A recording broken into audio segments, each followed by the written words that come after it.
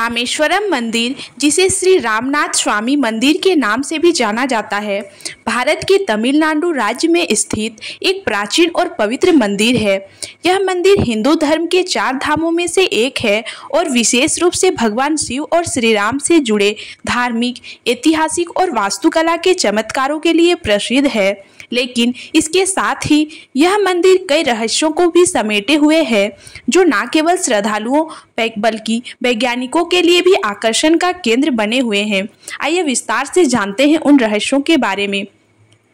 रामेश्वरम मंदिर में कुल 22 तीर्थ कुंड हैं, जिनका हिंदू धर्म में अत्यधिक महत्व है। मान्यता है कि इन जल कुंडों में स्नान करने से सारे पाप धुल जाते हैं और व्यक्ति को मोक्ष की प्राप्ति होती है। इन कुंडों का जल वैज्ञानिक दृष्टिकोण से भी रहस्यमयी है। हर कुंड के पानी का स्वाद, तापमान और गुण अलग अलग होते हैं, जबकि ये सभी एक दूसरे के बेहद करीब स्थित हैं। वैज्ञानिक भी यह नहीं समझ पाए हैं कि इन जल स्रोतों का पानी एक दूसरे से इतना अलग क्यों है। कुछ कुंडों का जल मीठा तो कुछ का खरा, जबकि वे समुद्र के इतने पास में स्थित हैं। कहा जाता है कि ये जल स्रोत विभिन्न तीर्थ स्थानों से जुड़े हुए हैं, जैसे कि गंगा, यमुना और सरस्वती।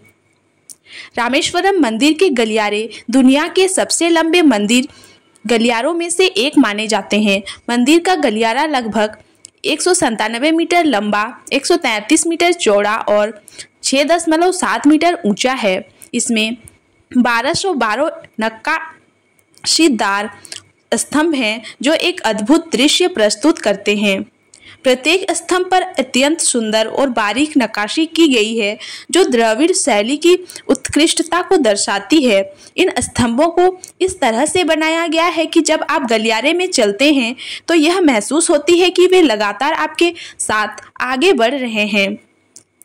रामेश्वरम मंदिर का सीधा संबंध राम सेतु से भी है, जो भारत और श्रीलंका के बीच स्थित है। यह पूर्व पौराणिक कथाओं और वैज्ञानिक शोधों दोनों के लिए एक रहस्य बना हुआ है।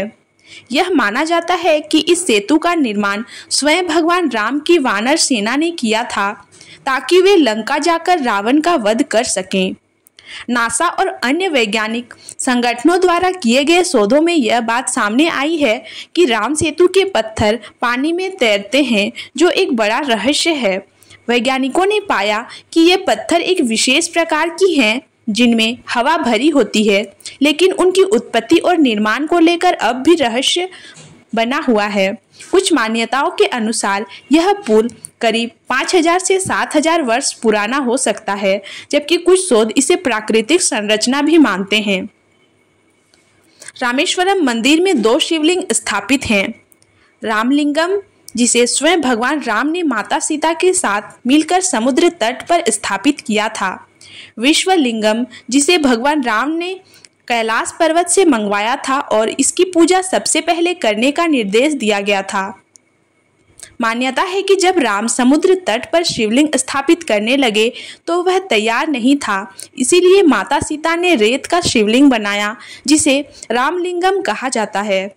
बाद में भगवान हनुमान कैलाश पर्वत से शिवलिंग लेकर आए, जिसे विश्वलिंगम कहा जाता है।